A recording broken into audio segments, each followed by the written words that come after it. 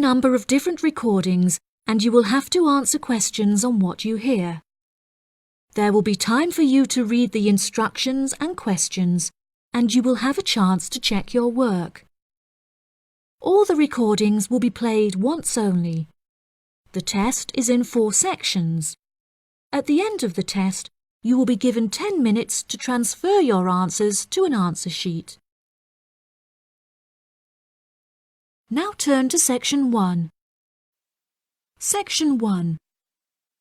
You will hear a man phoning to inquire about hotel information. First, you have some time to look at questions 1 to 4.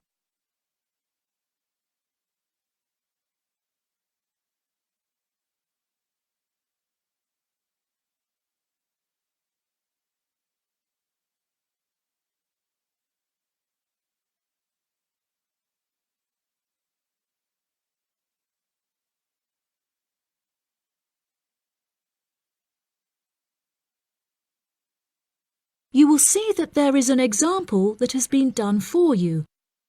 On this occasion only, the conversation relating to this will be played first. Good afternoon. You're through to reception at the Island Hotel in Crete. How may I help you today? Yes, hello there. I'm hoping to book a double room for my wife and myself for about 2 weeks, from the 25th of April of this year. Firstly, could you tell me whether it's particularly hot during this time? The type of room the man requires is a double one, so double has been written in the space. Now we shall begin. You should answer the questions as you listen, because you will not hear the recording a second time. Listen carefully and answer questions 1 to 4. Good afternoon. You're through to reception at the Island Hotel in Crete. How may I help you today? Yes, hello there. I'm hoping to book a double room for my wife and myself for about 2 weeks, from the 25th of April of this year. Firstly, could you tell me whether it's particularly hot during this time? Yes, of course, sir. During late April and early May, the daytime temperature shouldn't exceed 19 degrees Celsius. But the weather has been rather erratic and difficult to predict in recent years, so I am unable to say for certain. Okay, that sounds good. My wife doesn't like going outside when it's very hot. I haven't booked flights yet, but I must say that I'm unfamiliar with Crete and its transport system. Does the hotel provide an airport shuttle service? Yes, sir. We provide a complimentary airport pickup service for all our guests. It takes about 40 minutes to get here from the airport, but it's at least 60 minutes at rush hours. And you will be provided with a fully air-conditioned shuttle bus. Okay, excellent. In that case, do you have any rooms available for the dates I gave you? I shall have a look on the system now for you, sir. Bear with me just a moment. Yes, sir. I can see now that we have several rooms available. Would you prefer a garden view or a sea view? Well, ideally I would like a sea view room with a balcony, but of course that depends on the difference in price. Not to worry, sir. All of our standard double rooms have ensuite facilities and a balcony. If you would like one of our sea view rooms, there is a premium of €60 per night. Okay, so could you tell me the total nightly rate for a standard double room with a sea view? Yes, of course, sir. For the spring months, our rate is €216 per night. For 14 nights altogether, this will come to €3,024. Perfect. I also read on your website that the hotel has gym and spa facilities. Are there any other facilities on offer? Yes, we have a large outdoor infinity pool overlooking the ocean, with luxury sunbeds and a poolside bar. We also have 3 full-size tennis courts, where we run a popular doubles tournament, with the winner receiving 2 all-inclusive spa day vouchers. Goodness, I shall have to brush up on my tennis skills.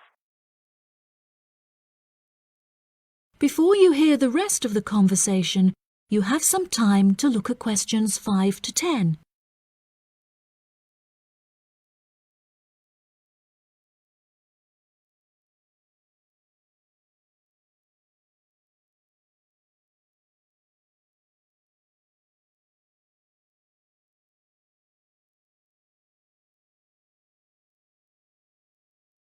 Now listen and answer questions 5 to 10. Are there any other activities organised by the hotel that we can partake in? It's just that it's our wedding anniversary on the 30th of June, and I would like to provide my wife with a perfect romantic getaway. I can assure you, sir, that your wife won't be disappointed. Ours is a 5-star resort which is renowned for its luxury and beauty. In terms of activities, the hotel provides thrice-weekly entertainment. On Tuesdays, guests will take a minibus and partake in learning to cook succulent fish dishes with our Michelin-starred chef Enrique. The class will take place in a beautiful valley deep in the Cretan hills, where guests will be treated to an intimate piano performance by our in-house concert pianist Pedro. On Wednesdays, a select number of guests will be fortunate enough to explore the mountains by helicopter, before being transported to a tropical Cretan garden by shuttle bus. Finally, on Thursdays, after a fancy dinner, we provide a spectacular fireworks display, which guests can view from the comfort of a cable car. Oh, wow! That all sounds absolutely wonderful. I shall book the room now, and then I need to look at flights so as not to become extortionate. Would you like to take my details now or later? That is the end of section 1. You now have half a minute to check your answers.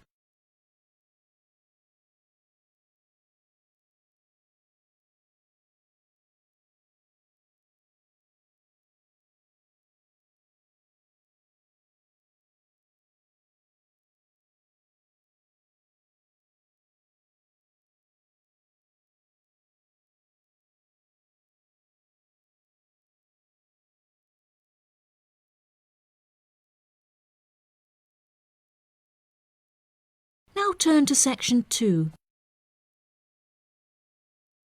Section 2. You will hear part of a radio program about online exchange business. First, you have some time to look at questions 11 to 14.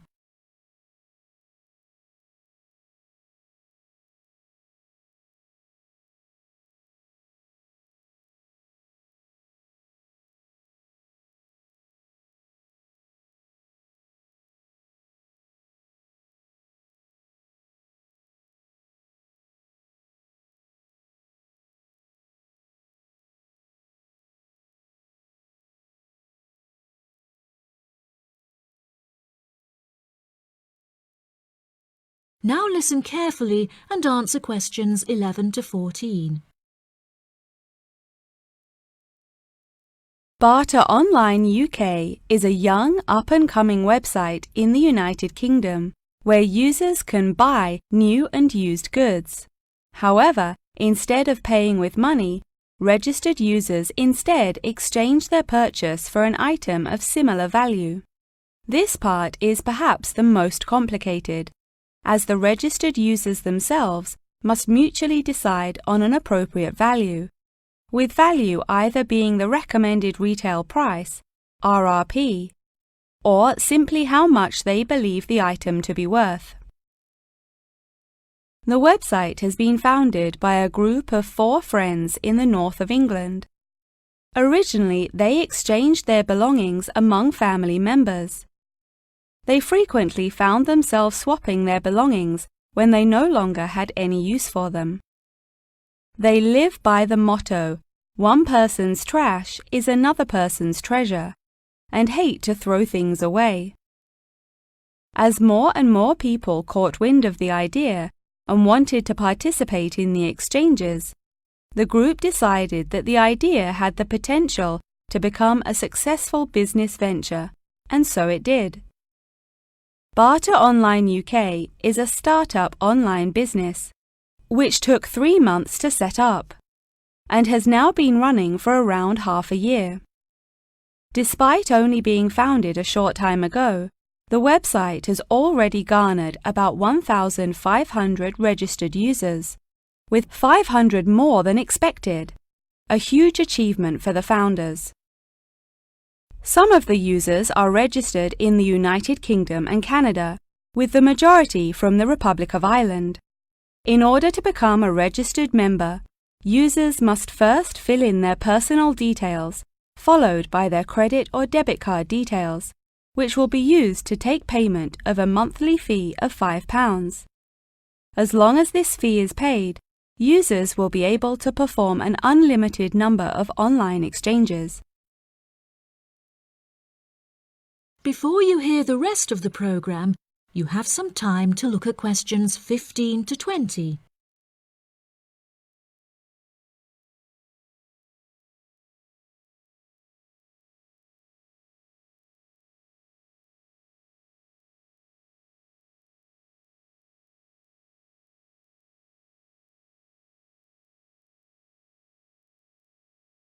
Now listen and answer questions 15 to 20. A multitude of items are sold on the website, such as textbooks, soft toys and tools. However, books for children and computer games are by far selected most. The exchange process itself is not as complicated as it might seem. Users can enter their preferences for what they would like to receive, and also explicitly state what they would like to give away, and the website will automatically pair up suitable users. If, however, a user doesn't want to give anything away, but would simply like to buy something, Barter Online UK does support a secure online payment system, where users can perform a normal monetary transaction. Despite this, the founding group strongly discourages the use of the online payment system, clearly stating that this goes against the intended ethos of the company. Although bartering is an age-old process, many of the website's users are unsure how to decide which of their own items to exchange. It often helps to order items by popularity, using the filter button provided. This will tell the website to find out popular items for users' convenience. To this, the founding members say, just put everything you don't want on there. Different people have different tastes, and you never know what they might be looking for. In order to aid registered users in their exchanges and to provide them with assurance, the founders recently added a new feature whereby on completion of an exchange, users will be encouraged to provide each other with feedback. This feedback will include criteria such as the quality of the item as compared with how it was advertised, the ease of communication with the seller, the speed at which the item was delivered, and so on. The friends believe that using this method, users will have a more transparent and trustworthy bartering experience. That is the end of section 2. You now have half a minute to check your answers.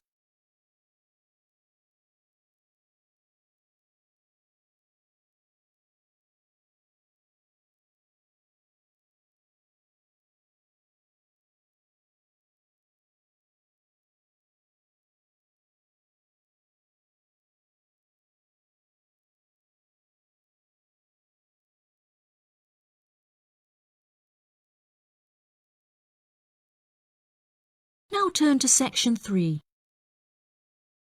Section 3. You will hear Tom and Annie, two students, talking with their professor about the assignment. First, you have some time to look at questions 21 to 26.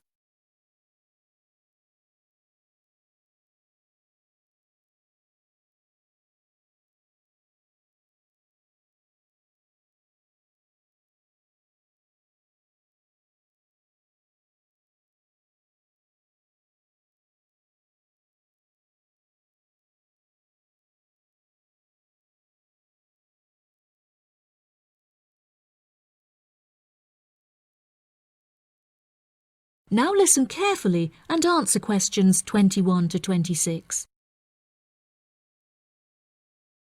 Professor Tomlinson, may Annie and I please quickly ask you a few questions about the reflective journal assignment? It's just that we're a bit confused as to what you want us to include and discuss. Yes, of course. What are you having trouble with? Well, everything really. To start with, what should be included first in the reflective journal? Perhaps suggestions from others? No. Firstly, you should include the study goals you set yourself at the beginning of the module. This section should have been discussed in some detail towards the beginning of the course by Professor May. You should be able to find her suggestions on the slides she has provided the class online. OK, thank you, Professor. Could I also trouble you to take a brief look at my bibliography and footnotes? I feel like they're missing something. Most of our friends' bibliographies are longer. Well, looking at this, Annie, I can see that you have used a wide range of resources, which shows that you have made effective use of communication technology. As far as I can tell, you need not make any changes to this, although you might want to double-check that your referencing complies with the Harvard Referencing Style regulations. Oh, I'm very surprised you've said that. Thank you. Now I can set my mind at ease. Tom, you said you wanted to ask the professor about the achievement section. Yes, Professor. In the assignment guidelines, we're asked to introduce and elaborate on our biggest achievement in the past, saying which skills we learned in the process and how these skills can be transferred to various different future careers. The only problem is that I don't know what my greatest achievement actually is. I've only ever worked as a waiter in a hotel restaurant during the summer holidays from university. If you worked as a waiter in a hotel restaurant, you're bound to have worked with other waiters as part of a team. Would you say that during your time as a waiter, you developed any leadership skills? Yes, well, I suppose I was asked to become the team leader of the food and beverage department, but that's hardly an achievement. You might not think so, but if you write that you were offered the position of the team leader, it shows a lot more about your character. For example, that you're charismatic and work well in a high-pressure situation. I never would have thought to write that down. Thank you. I guess I should start listening to others more often. Annie, do you have any more questions, or are you ready to go back to the library? Yeah, I think I've got everything I need. Thank you very much, Professor Tomlinson. That was really helpful. I'm actually starting to look forward to writing this now, and it should be a really useful exercise to prepare us for writing CVs and applying for jobs. It's shocking how bad I am at identifying my strengths and weaknesses. Professor Tomlinson has shown me that I definitely need to start displaying some self-awareness. Yeah, Tom, you really do. You're always so modest. Modesty is great until it comes to applying for jobs. Before you hear the rest of the conversation, you have some time to look at questions 27 to 30.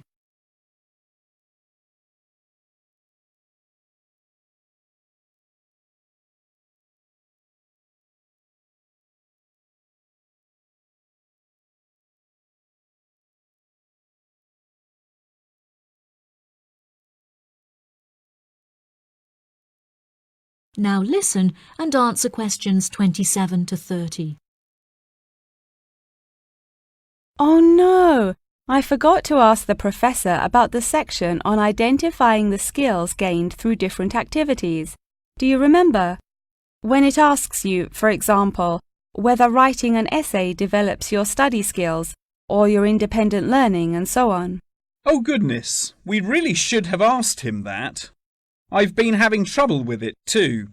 It just seems like such a pointless task. What do you reckon the answers are? I think writing an essay might be a way of identifying and resolving a problem, because you have to state the problem in the introduction and then solve it.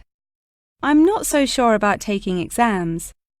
I thought they were supposed to develop lots of different skill sets. If I really had to choose, I'd say that taking exams enables you to become more confident in yourself. Do you agree? Maybe. I really don't know either. What do you think about the last two? Making class notes and presentation notes? Oh, it's so difficult. I think making class notes has to be a way of becoming a more independent learner, because you yourself decide what the important information is and learn it. That reminds me, I find taking presentation notes is a disaster. The professors speak much too quickly, and I write much too slowly. That is the end of section 3. You now have half a minute to check your answers.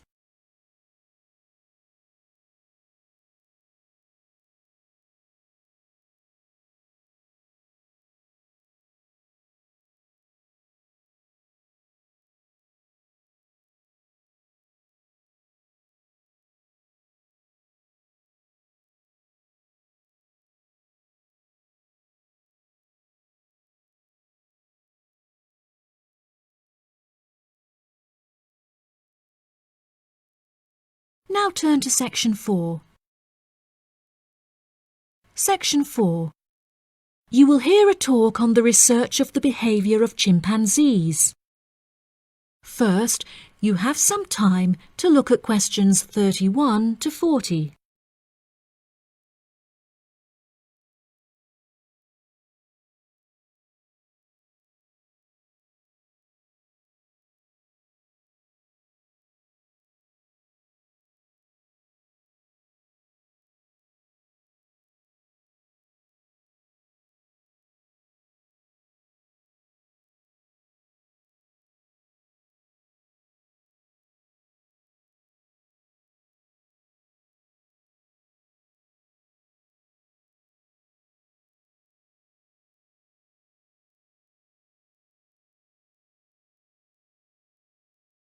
Now listen carefully and answer questions 31 to 40. Welcome back to my series of short lectures on apes. Today we will examine recent and historical breakthroughs on the behavior of chimpanzees, otherwise known as chimps. The word chimpanzee is an umbrella term for two different species of apes in the genus Pan, which are the common chimpanzee or Pan troglodytes found in West and Central Africa, and the bonobo or Pan paniscus, which are found in the forests of the Democratic Republic of the Congo. Chimpanzees belong to the Hominidae family, together with gorillas, orangutans, and indeed humans. Current research tells us that the chimps broke away from the human branch of the Hominidae family approximately 6 million years ago and remain the closest living relative to humans to this day. More modern researches into chimpanzees have centered on their behavioral characteristics, once all biological and genetic factors have been ruled out. In this way, scientists have unearthed an unfathomable amount of similarities between human and chimpanzee behavior. Although much of this research has taken place through observation of captive chimps, the results are widely seen as an authoritative reflection of chimps living in the wild.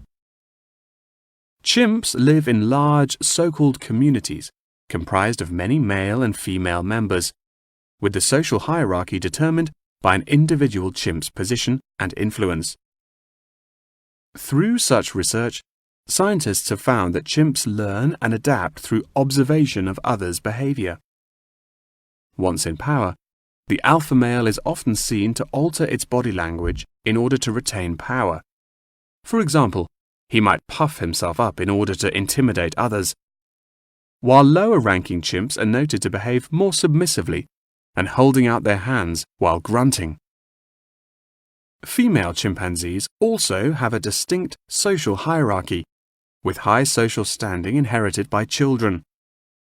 It is not unheard of for dominant females within a community to unite and overthrow the alpha male, backing another in his place. James Diamond, in his book The Third Chimpanzee, suggests that chimps should now be reclassified in the genus Homo instead of Pan, and there are many arguments still in favor of this. Male common chimpanzees are, on average, 1.7 meters in height, weighing 70 kilograms, with their female counterparts being somewhat smaller. By comparison, the bonobo is slightly shorter and lighter, but with longer arms and legs. However, both species walk on all fours and climb trees with great ease. Jane Goodall made a groundbreaking discovery in 1960 when she observed the use of tools among chimpanzees, including digging for termites with large sticks. A recent study claimed to reveal that common chimpanzees in Senegal have been using spears sharpened with their teeth to hunt. However, these reports remain unsubstantiated. Researchers have witnessed such tools, namely rocks, being used by chimps to open coconut shells, and indeed crushing nuts with stone hammers. As scientific technology has developed, so too has our knowledge of the sheer extent of the chimp's intelligence. Research has now shown that chimps have the capability to learn and use symbols and understand aspects of the human language, including syntax, as well as numerical sequences. As I mentioned earlier, the umbrella term chimpanzee is comprised of the common chimpanzee and the bonobo. These two subspecies are divided along the Congo River, with the common chimps living on one side and the bonobos living on the opposite side of the river. Over the past few decades, both of these subspecies have witnessed an alarming decrease in population density, with animal activists now working harder than ever to protect those remaining and encourage procreation.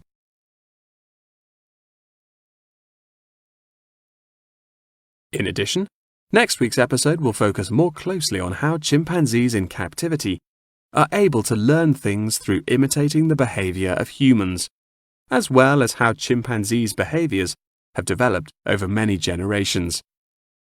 Thank you very much for attending this evening's lecture. I hope you found it intellectually stimulating, and I look forward to seeing you again next week. Good night. That is the end of section 4. You now have half a minute to check your answers.